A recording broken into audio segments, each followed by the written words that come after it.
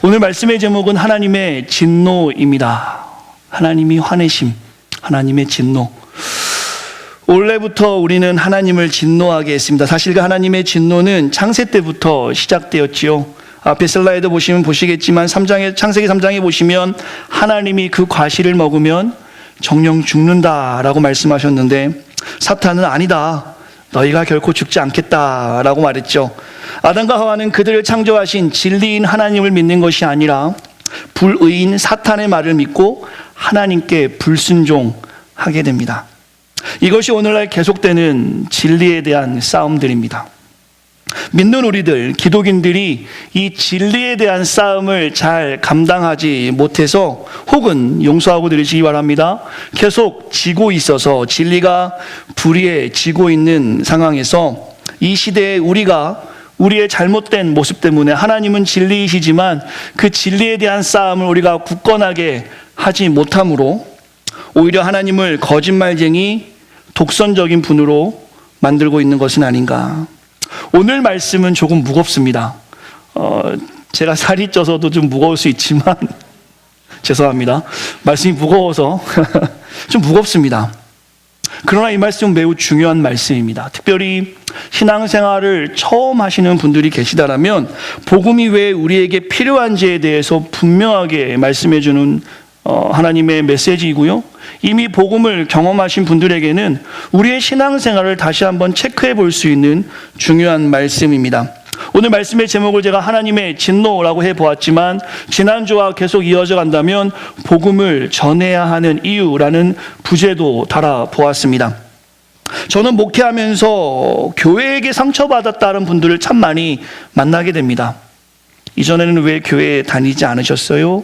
혹은 왜 이렇게 오랜만에 교회 오셨습니까? 라고 하면 청년들도 그렇고 제가 사역할 때마다 느끼는 것이 교회에게 제가 상처를 받았습니다. 혹은 교회에게 상처를 받아서 교회를 떠났었습니다 라는 분들 참 많이 보게 됩니다. 혹은 교회는 다니지만 이건 저의 경험인데요, 세상의 모습도 그대로 가지고 있으면서 교회에 계시면서 세상과 신앙 사이에 서서 아슬아슬하게 서 계신 성도들도 참 많이 만나게 됩니다. 상처받은 분들 만나게 되고 상처를 받아 교회를 떠난 분도 만나게 되며 또한 교회 안에서 세상의 모습을 그대로 가지고 살아가는 분들도 보게 됩니다. 이 시간 먼저 우리가 기억했으면 좋겠어요. 한번 같이 읽겠습니다. 시작. 진리가 바르게 지켜지지 못하고 진리를 바로 알지 못할 때 우리는 불의를 허용하게 됩니다. 먼저 이 메시지를 여러분들이 꼭 기억하고 오늘 말씀을 묵상했으면 좋겠어요. 말씀이 길지 않습니다. 진리가 바르게 변호되지 못하고 여러분의 삶을 통해서 진리가 바르게 지켜지지 못하고 여러분의 삶을 통해서 진리를 바로 알지 못할 때 우리가 불의를 우리도 모르게 허용하게 됩니다. 그럴 때 교회가 온전해지지 않아서 성도들끼리 서로 상처를 주게 됩니다. 우리가 불의를 허용하면 성도들이 교회를 떠나게 됩니다. 혹은 우리가 불의를 허용하게 되면 성도들이 세상의 모습을 그대로 갖고 성경적이 못하던 삶을 이 교회 안에서 하게 됩니다. 이런 모습들은 이 불의가 진리의 자리를 차지할 때 우리의 불의한 모습을 통해서 하나님을 거짓말쟁이로 만들기도 합니다. 오히려 교회 안에서 세상의 문화를 신뢰하는 모습을 보이기도 하죠. 아담이 그랬고 하와가 그랬습니다. 지난주 나누었지만 복음에 대한 인식이 명확하지 않을 때 불의가 진리의 자리를 차지하게 되는 것이죠. 제가 좋아하는 목사님이 이런 말씀했습니다. 캘리포니아 메스터스 진학교회 총장인 존 메가더 목사님이 이런 이야기를 했습니다. 성경의 권위를 부정하고 성경의 무호성을 부정하고 성경의 영감을 부정하고 성경의 충분성을 부정하고 성경의 명쾌성을 부정함으로써 사람들은 성경을 읽지 않는다. 그래서 성경을 알지 못한다. 매번 사람들은 이렇게 이야기한다. 성경이 어렵다. 모르겠다. 이것은 참 편리한 생각이다. 그러니 불이한 것이 진리를 막는 것이다. 한번 가슴에 손을 얹고 저 글에 대한 자신의 삶을 반추해 보시길 바랍니다. 나의 삶은 어떠한가? 나의 생활은 어떠한가? 오늘 본문에서 우리는 하나님의 화내심을 볼 수 있습니다. 사랑의 하나님이 화를 내신다니. 사실 이 말씀을 준비하면서 매우 어려웠지만 오늘 이 말씀이 우리에게 큰 도전이 되면서 2019년을 시작한 우리의 삶에 큰 큰 방향을 분명히 보여주실 줄 믿습니다. 앞서 언급한 바른 진리를 가지 못해서 불경건과 불의가 진리를 막을 때 하나님은 진노하시는 거예요. 사랑의 하나님이 화내신다는 것입니다. 우리 성도님도 화내신 경험이 있습니까? 지난주만 봐도 나는 화를 한 번도 안 냈다. 아무도 없겠죠. 어떤 식으로든 아마 화를 조금씩은 다 내셨을 것입니다. 왜 화내십니까? 아이들을 키우는 분은 이럴 때 화나지 않으세요? 아이들이 부모의 마음을 몰라줄 때. 제가 지난주에도 말씀드렸지만 저희 집은 볶음밥을 많이 먹습니다. 복음을 선포하는 마음으로. 그 볶음밥을 맛있게 해서 줬는데 자녀들이 나 볶음밥 싫어할 때 상처받게 되는 거예요.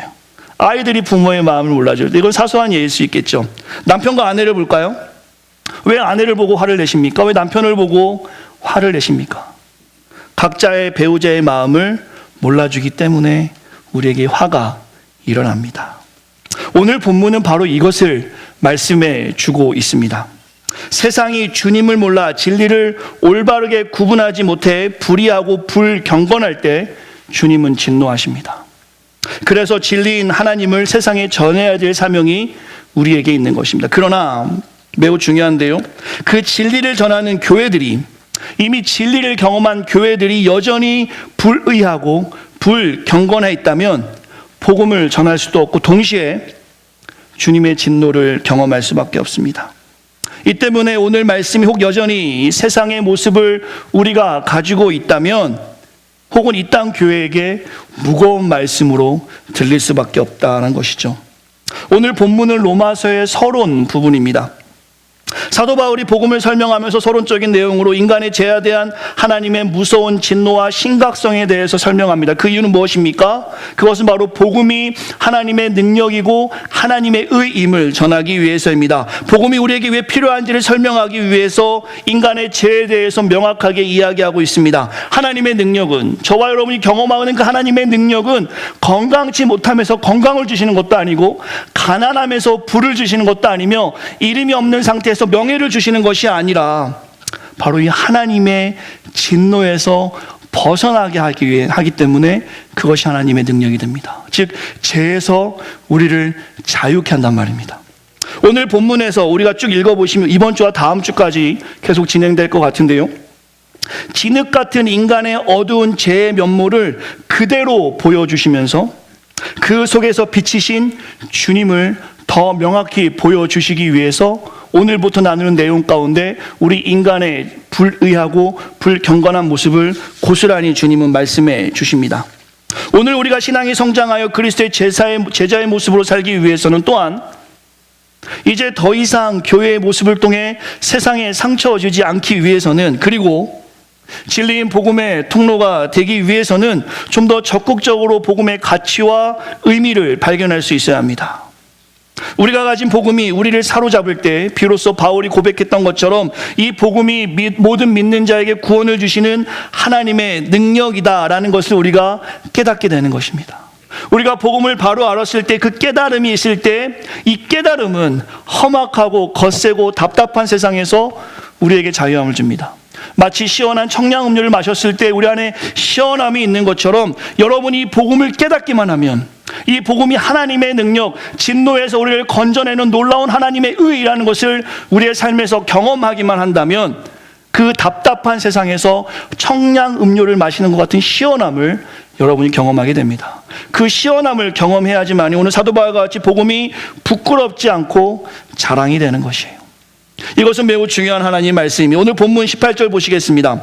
오늘 말씀은 참 길지 않습니다. 그러나 몇 가지 집중해야 될 말씀들이 있습니다. 18절에 보시면 하나님의 진노가 하늘로부터 나타난다라고 말씀하고 있습니다. 우리 성도님들은 하나님의 진노가 느껴지십니까? 하나님의 진노, 하나님의 분노, 하나님의 화내심. 하나님이, 우리가 생각할 때 하나님의 진노는 이런 것 같습니다. 구약을 보면 우리가 잘못했을 때 즉시 사망케 하시거나 멸망케 하시거나 망하게 하시거나 화내시고 심판하시는 것이 하나님의 진노라는 생각이 들었습니다. 그러나 오늘 본문에 보시면 그렇지 않아요. 특별히 오늘 본문을 보시면 그 하나님의 진노함을 통해서 악인의 형통, 악한 데 성공하는 이유, 또한 의인의 고난, 정말 하나님의 사랑 같은데 욕같이 고난받는 이유에 대해서도 우리가 본문을 통해서 알 수 있습니다. 오늘 본문을 이해하기 위해서는 오늘 본문의 핵심 구절인 16절, 17절, 18절을 좀 볼 수 있어야 되는데 제가 원어를 조금 소개해야 합니다. 설교 시간에 원어를 사용해서 참 죄송한데요. 이 원어를 보아야지만이 이 16, 17, 18절의 정확한 의미를 저희가 알 수 있습니다. 보시겠습니다. 17절과 18절 사이에 우리가 보는 성경들, 개역 개정이라든지 NIV 성경에는 나와 있지 않습니다. 그런 원문을 보시면 17절과 18절 사이에 가르라는 헬라어가 사실 있습니다. 17절과 18절. 우리 성경에 한번 읽어보시겠습니까? 성경에 보시면 좋은 성경책을 가지고 계신 분들 17절과 18절이 패러그래프가 구분이 되었습니다. 17절까지 끊어지고 18절에서 시작하는 것처럼 되어 있는, 사실 이것은 그렇지 않습니다. 17절과 18절은 한 문장으로 우리가 볼 수 있어야 되는데 무슨 말씀이냐면 이 가르라는 말은 접속사인데요. 이것은 왜냐하면이라는 뜻입니다. 원어로 보시면 그 18절 맨 앞에 저 가르가 적혀져 있습니다. 우리 성경에는 없고요. 논리적으로 제가 좀 설명을 드리면 이 17절과 18절이 하나의 문장인데요. 저 앞에 슬라이드에 제가 기록되어 있습니다. 16절에 보시면 복음은 하나님의 능력이고 하나님의 의이다 라고 말씀하고 17절에 복음에는 하나님의 의가 나타나서 믿음으로 이르게 된다. 오직 의인은 믿음으로만 살 수 있느니라 하면서 18절로 넘어가면서 왜냐하면으로 읽어야 됩니다. 왜냐하면 하나님의 진노가 불의한 자에게 있기 때문에, 그러므로 16절 다시 복음은 하나님의 능력이고 복음은 하나님의 능력인 이유가 하나님의 진노에서 죄인들을 끌어내기 때문이다 라는 것이 16절, 17절, 18절의 정확한 성경적 해석이라 볼 수 있겠습니다. 다시 한번 제가 나눈다면 복음을 모르는 자에게 하나님의 진노가 있고, 로마서에서는 그 복음을 모르는 자가 하나님의 진노에서 벗어나기 위해서는 복음, 하나님의 능력뿐임을 사도 바울은 이야기하고 있습니다. 이것이 바로 복음이 하나님의 능력됨을 정확하게 성경에서 말씀해 주고 있는 것이죠. 그렇다면 하나님의 진노는 이 땅에서 어떠한 방법으로 일어나는가? 좀 전에 제가 말씀드렸습니다. 구약을 보면 하나님의 진노는 즉시 사망케 하거나 책망하거나 심판하거나 멸망하는 일인데, 신약으로 와서 오늘 본문에 보시면 하나님의 진노는 이렇게 말씀하고 있습니다. 읽겠습니다. 저 굵은 글 시작이요. 무관심. 같이 읽겠습니다. 시작. 무관심. 하나님의 진노는 사실 무관심입니다. 이게 무슨 말씀이냐면 오늘 본문 다음 주에 나누겠습니다. 오늘은 구체적으로 나누지 않겠습니다. 24절, 26절, 28절에 보시면 인간의 마음에 하나님을 두지 않는 그 상태를 보고 하나님은 내버려 두심이라는 3번의 말씀을 하십니다. 24절 말씀 같이 읽겠습니다. 시작. 그러므로 하나님께서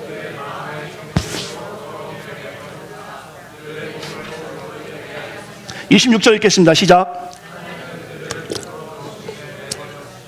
28절 또한 그들이 마음에 하나님 되기를 싫어하며 하나님께서 그들을 상실한 마음대로 내버려 두사 합당하지 못한 일을 하게 하셨으니, 하나님의 진노는 막 화를 내시는 게 아니라 진짜 하나님의 진노는 제 가운데 있는 자의 모든 행위에 무관심 하신 것입니다. 이것은 참으로 큰 벌입니다. 이것을 깨닫지 못하면 다음 주에는 32절에 보시면 다음 주에 나누겠지만, 그들이 이 같은 일을 행하는 자는 사형에 해당한다고 하나님께서 정하심을 알고도 자기들만 행할 뿐 아니라 또한 그런 일이 옳다 하느니라. 제 가운데 있는 자들을 3번 내버려 두사 주님이 말씀하시면서, 그것은 결국엔 사형이다 말씀하시지만 사람들은 그 사형이라는 것을 알면서도 다른 사람들에게 이것이 옳다라고 얘기하면서 그것이 바이러스처럼 옮겨간다라고 말씀하고 있습니다. 이때 하나님의 진노, 사형이 임하는 것이죠. 이것은 극한 벌입니다. 우리 믿는 자 또한 경건치 못한 자들도 이 말씀의 진노가 우리에게 동일하게 적용될 수 있습니다. 오늘 성경의 본문에서 말씀하시는 하나님의 진노는 불경건하고 불의한 자의 삶에 하나님이 무관심하시는 것으로 말씀하고 있습니다. 그것은 믿는 자의 삶일지라도 우리가 불경건하고 불의해서 하나님의 능력 가운데 거하지 못하는 삶이라면 우리에게도 동일하게 하나님은 무관심한 벌로 하나님의 진노를 보여주십니다. 이것이 오늘 말씀의 핵심이에요. 이렇기 때문에 악인이 형통할 수도 있습니다. 우리가 보았을 땐 저 사람 분명히 악인인데 성공할 수 있어요. 왜냐하면 하나님께서는 그를 그냥 제 자리에 내버려 두시는 것이기 때문입니다. 그러나 하나님은 하나님의 자녀들에게 그렇게 하지 않습니다. 간섭하십니다. 우리가 온전한 삶을 살지 못하면 하나님은 진노하시지 않는 것이 아니라 환난과 연단과 고뇌와 고통을 겪게 하시어 그 죄에서 벗어나게 하십니다. 이것이 바로 하나님의 사랑이에요. 이것이 하나님의 섭리입니다. 의인도 그렇기 때문에 고난을 받는 것입니다. 우리의 자녀들을 생각해 보시면 좋을 것 같아요. 옛말에 미운 놈 떡 하나 주고 이쁜 자식은 매 한 대 준다는 말, 정확하게 오늘 본문의 주님의 사랑과 진노를 설명하는 속담이 아닐까 싶습니다. 사랑하는 성도 여러분, 여러분이 여러분의 자식이 잘못하고 있다면 그냥 내버려 두는 부모가 어디 있겠습니까? 그러나 남의 자식 용서하고 들으십시오. 우리가 잘 알지 못하는 자식이 나쁜 짓 한다고 해서 우리가 관심 갖지 않습니다.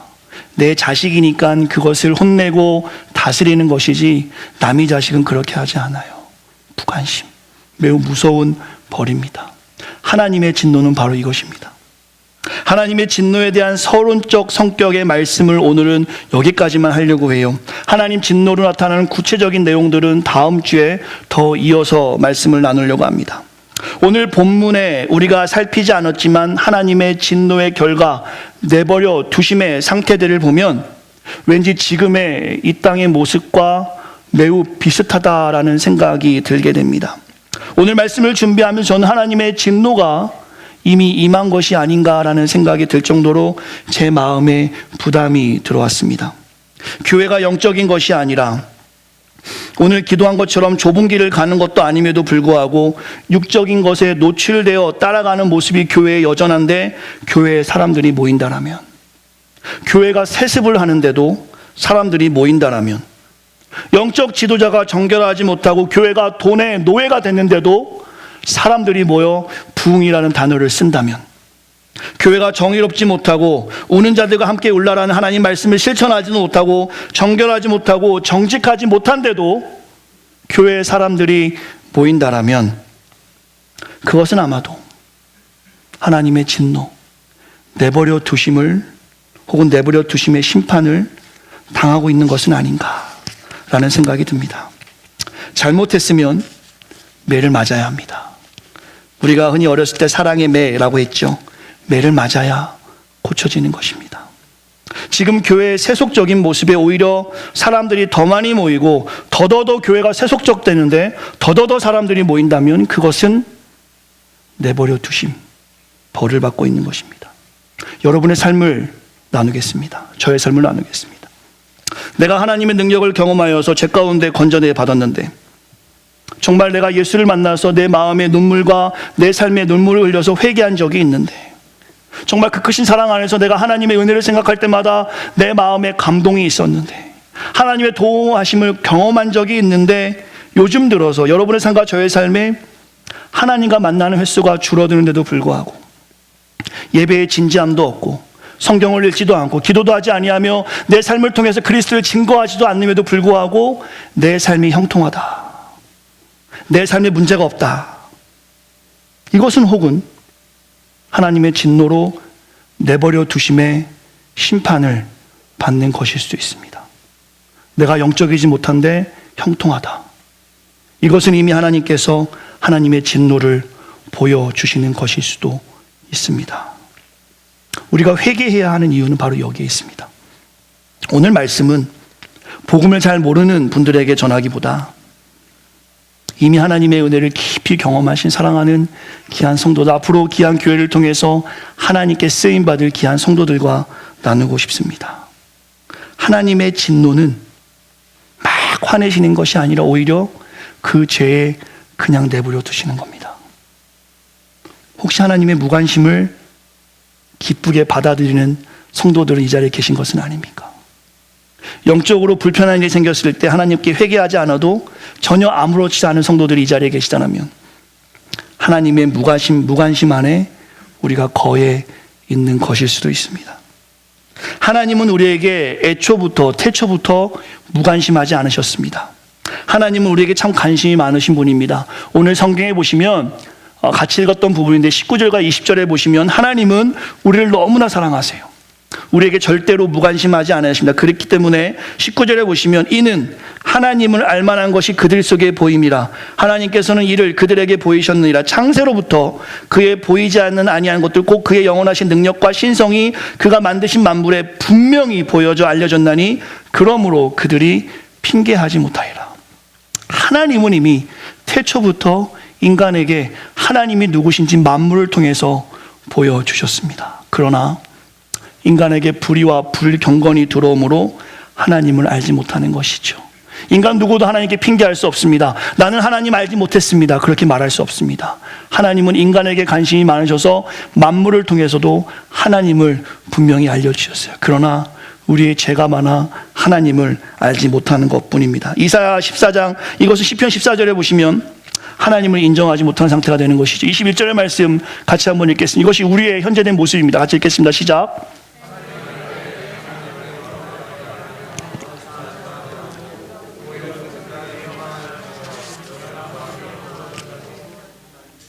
한 3초만 21절의 마음을 여러분의 삶에 그대로 한번 적용해서 읽어보시기 바랍니다. 하나님은 알되, 이 자리에 계신 모든 분들은 하나님을 알고 있습니다. 그러나 하나님을 영화롭게도 아니하며 감사하지도 아니하고 오히려 그 행각이 허망하여 미련한 마음이 어두워졌느니라. 사랑하는 성도 여러분, 피조물인 인간이 마음이 어두워져 하나님보다 더 사랑하는 것으로 우상을 삼고 하나님을 진노하게 만들었습니다. 무관심하게 만들었죠. 21절에 보시면 하나님을 알되 하나님을 영화롭게도 하지 못하는 자, 이게 무슨 말이냐면 우리의 모습과 같다고 볼 수 있겠는데요. 예배는 하지만, 성경을 읽지만, 기도는 하지만 정작 우리의 삶에는 하나님이 없다는 것입니다. 이렇게 함으로 하나님을 영화롭게 하지 못하는 우리의 삶이 된 것이죠. 사람들은 하나님 안에서 만족을 느끼며 살아갈 수 없습니다. 주님 한 분만으로 만족해 찬양은 하지만 세상에 나아가면 그대로 세상처럼 살아가는 것이 우리의 모습이죠. 그러면서 21절 하반절의 말씀이죠. 감사하지 않는 자로 살아갑니다. 얼마나 불평이 많습니까? 얼마나 불만이 많습니까? 얼마나 내 안에 화가 많습니까? 얼마나 부딪힘이 우리 가운데 많이 있습니까? 그러면서 우리는 종교 안에 기독교라고 늘 당당히 쓰고 있습니다. 세상을 따라가는 기독인은 교회 안에 필요 없지만 이 교회 안에, 이 땅의 교회 안에 세상을 따라가는 기독인이 얼마나 많은지 모릅니다.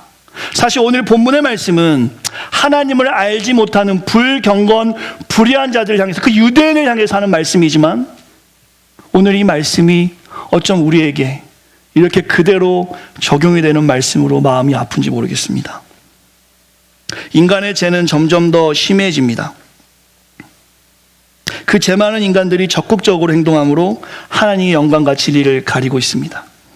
하나님보다 더 귀히 여기는 우상 숭배와 억제되지 않은 도덕적 방탕으로 인해서 이것을 정당화하는 쪽으로 거짓을 사실처럼 만들고 있는 것이 우리의 모습이 아닐까 싶습니다. 그때 오늘 읽진 않았지만 32절의 말씀, 그들이 이 같은 일을 행하는 자는 사형에 해당하는 것을 알면서도 이런 일을 행하는 자들을 옳다 하느니라. 이 부분을 다음 주에 한 번 더 나누려고 합니다. 말씀의 결론을 맺죠. 오늘 말씀은 진짜 여러분과 제가 복음의 힘을 경험했다라면 가슴을 치며 회개하는 말씀이 되어야 합니다. 도전이 되어야 합니다. 분명 지금 이 자리에 계신 분들, 저는 사랑하는 새생명 성도들은 다음 주에 구체적으로 나누게 될 마음의 정욕, 영리를 행하거나 하나님을 마음에 두기 싫어하는 상태는 아니라고 생각합니다. 우리 성도들은 하나님을 알기 때문에 이 자리에 나와서 하나님 말씀을 듣고 예배하는 걸로 믿습니다. 그러나 이러한 모습이 이 땅 교회 가운데 만연하다는 것을 우리는 기억해야 합니다. 그리고 그 안타까움을 볼 수 있어야 합니다. 나는 괜찮은데 나 혼자 괜찮다고 하나님의 일을 우리가 감당할 수 없습니다. 우리 교회만 괜찮다고 하나님의 일을 감당할 수 없죠. 이 땅의 교회들이, 저 조국 대한민국 교회들이 하나님의 진노하심에 정말 두려움을 떨며 내가 하나님의 진노하심에 있어서 무관심으로 내 삶이 살아가는 것은 아닌가 질문해 볼 수 있어야 합니다. 하나님의 내버려 두심, 이 무관심은 매우 큰 하나님의 진노입니다. 하나님이 하나님 되심을 보여주시며 분명 우리에게 관심을 주셨습니다. 우리를 사랑하여 독생자 예수 그리스도를 보내주시고 로마서 5장의 8절 말씀처럼 독생자 예수를 보내주시면서 자기의 사랑이 얼마나 큰지를 우리에게 분명히 확인시켜 주셨는데, 우리가 여전히 불경건하고 불의함으로 하나님을 온전히 보지 못하고 하나님의 영광을 썩어질 것과 바꿈으로 죄악이 만연된 삶으로 살아간다면 그것에 대한 하나님의 진노는 내버려 두심이 되는 것이죠.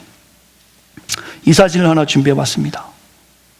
물고기는 물에 살아야 순리대로 살아갈 수 있습니다. 세상이 아무리 좋아도 저 물고기가 저 땅으로 나오는 동시에 그 물고기는 파닥파닥 하다가 상처나 죽게 됩니다. 썩어지게 되는 것이죠. 우리가 살아갈 곳은 복음의 힘을 경험하고 하나님의 능력 가운데 하나님의 진노에서 벗어나 하나님의 자녀로 살아가는 우리에는 순리대로 살아가야 합니다. 그 순리는 바로 성경에 기록되어져 있습니다. 여러분과 제가 오늘 이 시간에 기도해야 될 것은, 혹시 나의 삶에 하나님의 진노가 있어서 하나님의 관심 밖에 벗어난 삶이라면 하나님 용서해 주세요. 이 시간 회개할 수 있는 우리가 되어야 합니다. 우리가 불의에 거하여 교회가 경건치 못한 것을 회개할 수 있어야 합니다. 복음을 깨닫지 못해 말씀대로 살지 못한 것을 이 땅의 교회들은 회개할 수 있어야 합니다. 우리로 인해, 우리의 불의한 모습, 불경건한 모습으로 인해 복음의 힘이 세상에 증거되지 못하는 모습에서 회개가 있어야 합니다. 교회에 상처 받은 것만으로 우리가 살아가는 것이 아니라 혹시 나도 그런 상처를 주는 삶으로 살아가고 있지는 않는가? 주변에 우리의 삶을 통해서 상처받은 영혼들이 있지 않는지 우리의 삶부터 먼저 살펴볼 수 있어야 합니다. 이 모든 것에서 벗어나게 해주시는 것이 복음, 하나님의 능력. 그 능력이 우리를 믿음으로 의롭게 하는 것입니다. 하나님의 진노하심, 이것은 매우 무서운 하나님의 심판입니다. 내버려 두시는 거예요. 무관심하는 거예요. 교회가 죄를 짓던, 교회가 세속적이던, 교회가 세상과 똑같이 살던 하나님은 내버려 두시는 겁니다. 사람들은 그것이 부흥이란 이름으로 사람이 많아지니까 좋아하지만, 하나님을 알지 못하는 사람이 아무리 교회에 많아져도 그것은 교회라 할 수 없습니다. 그저 NGO 활동 같은 것이나 혹은 클럽 같은 활동이겠죠. 교회는 하나님이 증거되어지는 곳이 되어야 합니다. 교회는 예배를 통해서 나의 삶을 달아보는 곳이 되어야 합니다.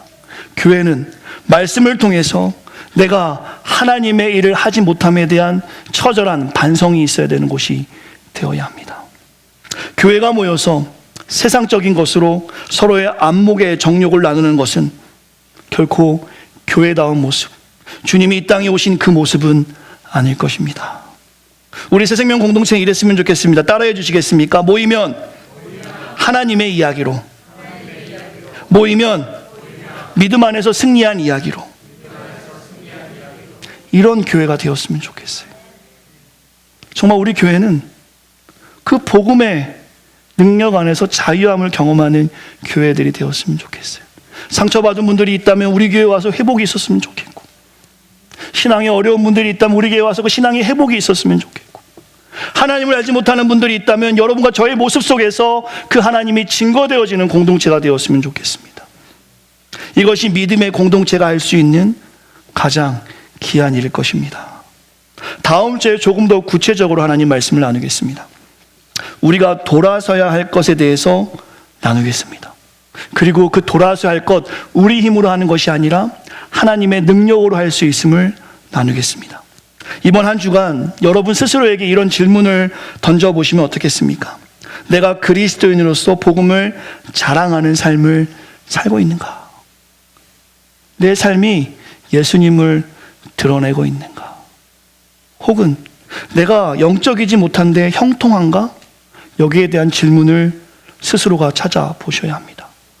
육적인데 크리스찬이 형통한 것은, 이것은 하나님의 진노 안에 있을 수도 있습니다. 회개할 것이 있다면 회개하셔야 합니다. 정결하지 못한 부분, 정직하지 못한 부분, 정의롭지 못한 부분, 정성스럽게 살아가지 못한 부분에 있어서 저를 포함한 우리 귀한 동역자들이 이번 한 주 회개할 수 있는 시간이 되었으면 좋겠습니다. 복음의 힘을 경험했단 말입니다. 그 복음의 힘으로 자유함을 경험했단 말입니다. 여러분이 복음의 힘으로 하나님을 경험했다면 하나님이 기뻐하지 않는 것에서 과감하게 돌아설 수 있는 우리가 되었으면 좋겠습니다. 찬양팀 앞으로 나와주시고 사진 하나를 준비했습니다. 십자가를 진 그리스도라는 그림의 제목에 있는데요, 1500년도에 그려진 그림입니다. 그림을 보시면 예수님이 십자가를 지고 있죠. 저 화살표는 제가 집어넣은 겁니다. 근데 그림에는 없습니다. 예수님이 십자가를 지고 있는데 사람들이 다 손을 십자가에 대고 있습니다. 그러나 그들의 시선은 예수님을 향하지 않고 다른 곳을 향하고 있거나 서로를 바라보는 사진입니다. 이 그림이 의미하는 것은 무엇이겠습니까? 예수님께 손은 대고 있지만 여전히 그들의 생각과 행동은 십자가를 향해 있는 것이 아니라 세상을 향해 있는 것입니다. 예수님의 십자가에 손대고 있는 이유는 혹시 구원이 있을까? 그러면서 여전히 자신의 생각, 자신의 행동, 자신의 가치관으로 각자 자기가 바라보는 곳을 바라보고 살아가고 있는 것입니다. 이 그림이 오늘 저와 여러분에게 슬픈 그림으로 다가왔으면 좋겠습니다.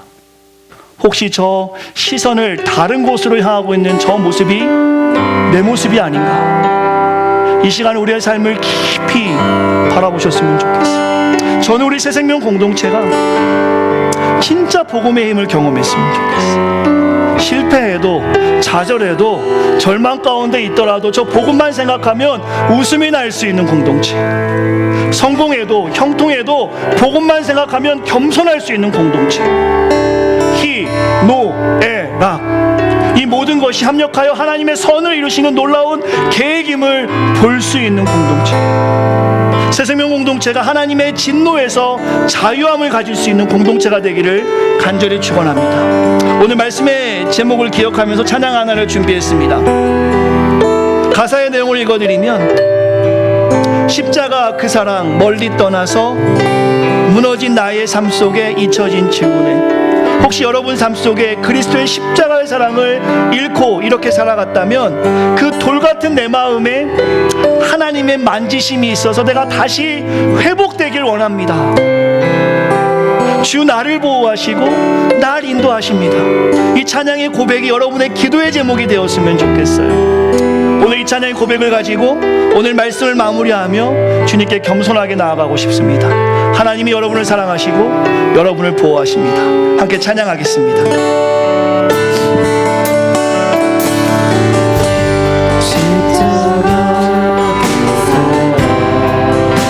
우리의 삶을 좀 바라봅시다.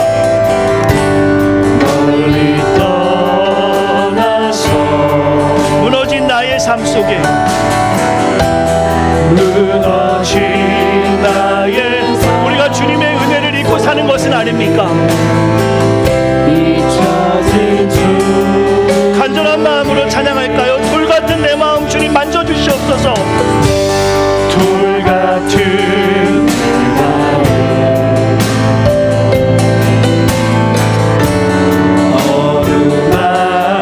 다시 일으켜 세우실 주님을 찬양합니다. 다시 일으켜 세우실 주를 사랑합니다. 주 나를 보호하십니다. 네. 주 나를 보호하 날 붙드십니다.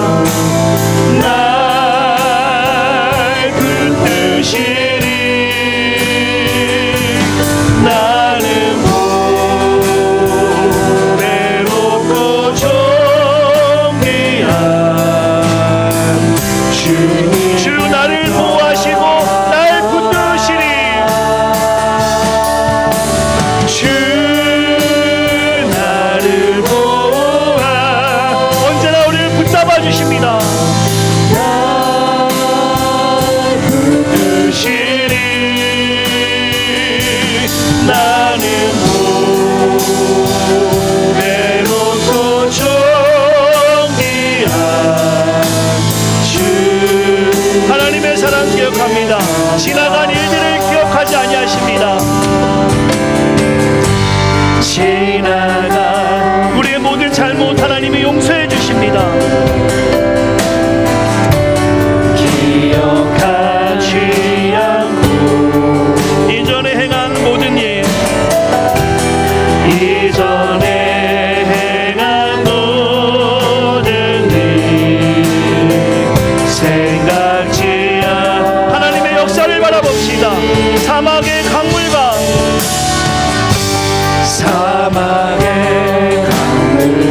길을 내시는 주님, 아멘. 내 삶을 회복시켜 주시는 줄 믿습니다. 아멘. 내 잔을 새일 행하신 주 나를 보호하시고 날 붙드십니다.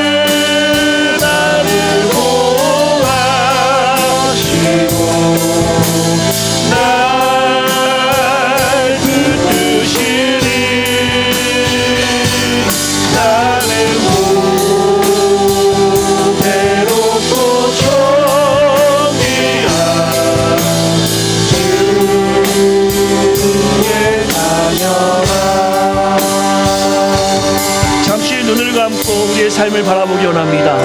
하나님이 우리에게 관심이 많으세요. 하나님이 여러분의 삶에 관심이 많으십니다. 여러분의 상처, 여러분의 어려움, 여러분의 고통, 여러분의 좌절, 우리 주님이 다 간섭하세요. 우리를 무관심하게 내버려 두시셨다면 우리가 오늘 이 자리에 나올 수 없습니다. 하나님 우리의 삶에 관심이 많으세요. 그 하나님께 우리의 삶을 온전히 드리길 원합니다. 우리가 주 안에 거하지 못했을 때 오히려 어려운 일이 생기는 것이 하나님의 사랑입니다. 여러분의 삶과 저의 삶을 바라봅시다. 열심히 하나님 앞에 서지 못하는데 형통하다, 이거 뭔가 문제 있는 거예요. 내가 제 가운데 있는데 거짓말하고 살아가는데 불의한데 불경건한데 아무 일도 생기지 않는다, 이것은 문제가 있는 겁니다.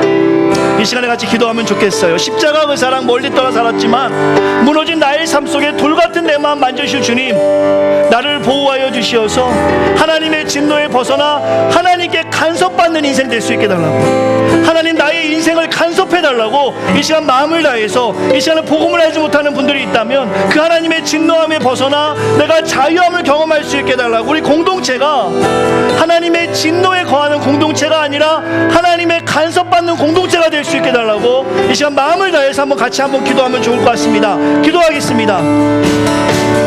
하나님 감사합니다. 우리를 사랑하시는 주님, 아버지 하나님 이 시간에 주님만을 바라봅니다. 우리를 보호하시는 주님, 우리를 간섭하여 주시옵소서. 우리의 삶을 주님께서 붙잡아 주시옵소서. 우리의 삶을 온전히 주께 맡깁니다.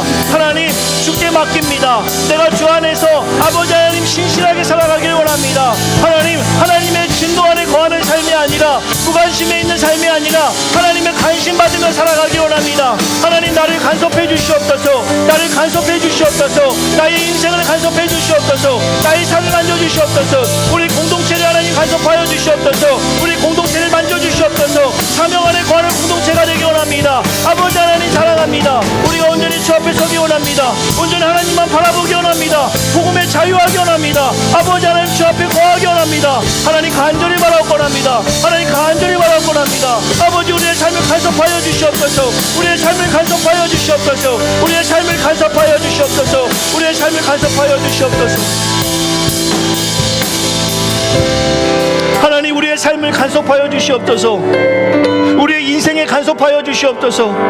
잘못한 것이 있을 때마다 주님이 채찍하여 주시고 가르쳐 주시어서 온전한 하나님의 뜻이 무엇인지를 바로 알기 원합니다. 우리를 사랑하시는 주님, 우리에게 관심 가져주시는 주님, 이 시간 다시 한번 주 앞에 섭니다. 하나님의 진노로 무관심에 우리가 있는 것이 아니라 하나님의 사랑으로, 하나님의 능력으로, 그 하나님의 진노에 벗어나 하나님의 간섭하심으로 희노애락 가운데 하나님의 선하신 일을 이루시는 줄 믿습니다. 사랑하는 성도들, 좌절 가운데 있다면 주님께서 만져주시고 소망을 허락하여 주시옵소서. 외로움 가운데 있다면 주님이 함께하여 주시어서 주님과 함께함으로 힘을 얻게 하여 주시옵소서. 이 공동체가 하나님께 간섭받는 공동체로 이 땅 가운데 주의 사랑을 증거하기를 소망합니다. 사용하여 주시옵소서. 우리가 계속해서 하나님 말씀을 나눕니다. 하나님의 진노한 가운데 거하는 백성이 아니라 하나님의 능력, 하나님의 사랑 안에 거할 수 있는 우리가 될 수 있도록 우리의 삶에 간섭하여 주시옵소서.